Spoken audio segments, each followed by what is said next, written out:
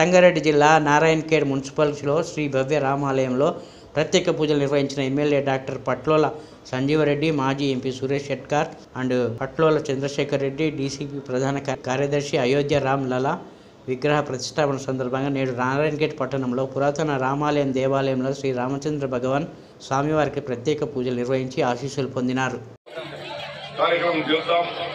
శ్రీరాములు మనం అందరం పొందామని సహకరిస్తుంది. అందరి కార్యక్రమం ఈరోజు అయోధ్యలో శ్రీరాముడు భావ్య మందిరం అవుతుందంటే యావత్ భారతదేశం కాంగ్రెస్ దేశాల నుంచి కూడా దానికి 2000 కోట్ల అవసరం ఉంది. కానీ ప్రజలు దానికి 5000 కోట్ల వరకు డబ్బులు చందాలకి ఇవ్వడం జరిగింది.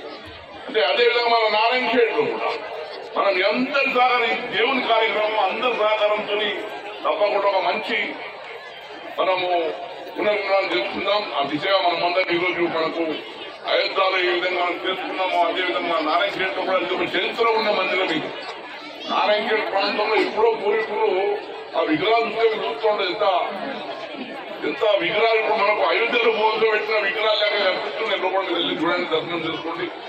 అంటే ఆనాడు మన పెద్దలు నారాయణఖేడ్ అనే పేరు కూడా నారాయణ దేవుని పేరు మీదే ఏర్పాటైంది.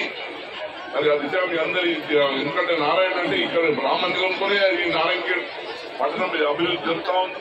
దీనికందరూ కూడా పాల్గొని మనమందరము ఆ దేవుని ఆశీస్సులు పొందామని చెప్తూ ఈరోజు పెద్ద ఎత్తున వచ్చి విచ్చేసినందుకు మరి మా మోహన్ మహారాజ్ గారికి, మా మధుకర్ మహారాజ్ గారు, మిగతా అందరు మహారాజ్ చాలా మంది పేరు పైన వాళ్ళకందరికీ, మా సోదరుడు సంజయ్ రెడ్డి గారు, మా సోదరుడు శాసనసభ్యులు సతీమణి అనుపమ, సోదరుమణి అనుపమారెడ్డి గారు, చాలా మంది మా సోదరులు పాల్గొని వ్యక్తులు పాల్గొని మరి ఈ ఉత్సవంలో పాల్గొన్న అందరికీ ధన్యవాదాలు.